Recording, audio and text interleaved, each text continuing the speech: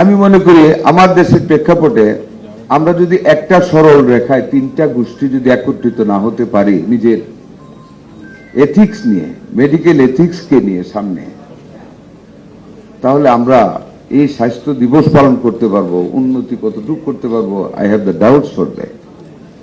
The simple reason is that এই তিনটা group যদি প্রশাসন, doctor and it's auxiliary forces and pharmaceutical producers, এই তিনটা গ্রুপ যদি একটা সরল রেখায় একটা সৎ মানসিকতা নিয়ে না দাঁড়াতে পারি স্বাস্থ্যসেবার উন্নতি করার লক্ষ্যে, দুনিয়ার ওষুধ এআইটিআই সব আবিষ্কার হতে পারবে, কিন্তু এটার উন্নতি হবে না।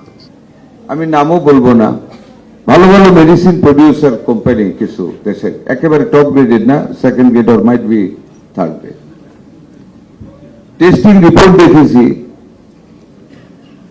যা ইনগ্রিডিয়েন্টস থাকার কথা তার চাইতে 70% কম, বাট আমাদের প্রশাসন ওষুধ দেদারসে অ্যালাউ করতেছে বিক্রি করার জন্য। আবার দু একটা ওষুধ কোম্পানি ভালো মানের ওষুধ তৈরি করতেছে, এভরিথিং ইজ ওকে, তাকে আটকিয়ে রাখা হচ্ছে। আচ্ছা, what is the purpose behind it বলেন তো? আমার মুখ দিয়ে বললে এটা কি শোভা পাবে? শোভা পাবে না। দ্যাটস ওয়াই আমি বলছি আমি ফ্রাস্ট্রেটেড না, চেষ্টা করতেছি ঠিক করার জন্য, but it's a total expression of frustration. আমাদের এই দেশে